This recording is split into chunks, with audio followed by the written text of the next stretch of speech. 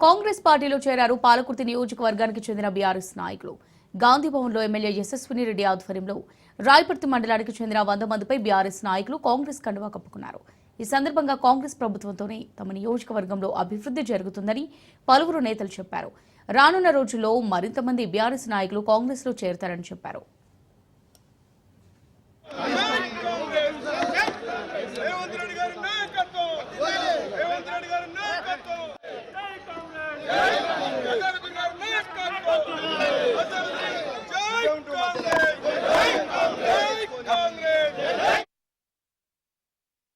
కేసీఆర్ అధిక నాయకత్వం నుంచి మొదలు పెడితే కేటీఆర్ వరకు వాళ్ళ కుటుంబ సభ్యులకైనా లేకపోతే నియోజకవర్గ నాయకత్వానికైనా నియోజకవర్గంలో ఉండబడే డిఫీటెడ్ ఎమ్మెల్యేస్ కైనా జిల్లాల నాయకత్వాలకైనా బుద్ధి వస్తుందేమో అనుకున్నాం. అయినా వాళ్ళ మనోభావం ఎలాంటి మార్పు లేదు. మార్పు లేకపోగా తెలంగాణ రాష్ట్ర అభివృద్ధిని అడ్డుకోవడానికి కారకులైతున్నారు. టీఆర్ఎస్ నాయకులందరూ ఇవాళ కాంగ్రెస్ ప్రభుత్వం చేస్తున్నటువంటి అభివృద్ధిని అడ్డుకోవడానికి మాత్రమే పనిచేస్తున్నారు తప్ప ఇంకో దానికి కాదు. కాబట్టి దీనిపై విసిగించి పార్టీలో చర్చించి పార్టీలో వాళ్ళకి ఇక బుద్ధి రాదని తెలుసుకొని ఇవాళ వేలాది మందిని తరలి వచ్చి ఇవాళ మేము కాంగ్రెస్ పార్టీలో చేరడం జరిగింది.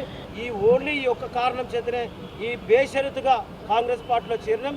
కాంగ్రెస్ పార్టీ అధినాయకత్వం ఏ బాధ్యతలు అప్పగిస్తే ఆ బాధ్యతలు మా శాయశక్తులా కష్టపడి పనిచేసి మేము పార్టీ శ్రేయస్కు పాటుపడుతామని తెలియజేసుకుంటూ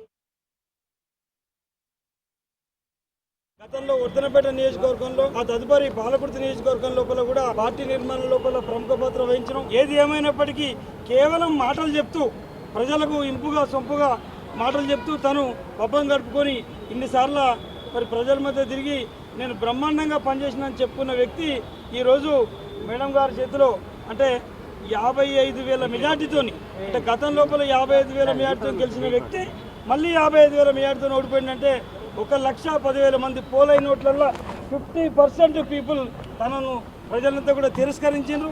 అయినప్పటికీ ఏదో మాటలు చెప్తూ ఇంకా జనం లోపల తిరగాలని వస్తున్నాడు. తెల్లని రూపాయిగా మారినాం. మరి అన్న నుంచి సార్గా రూపాంతరం చెందిన దయన్న నీకు నమస్తే.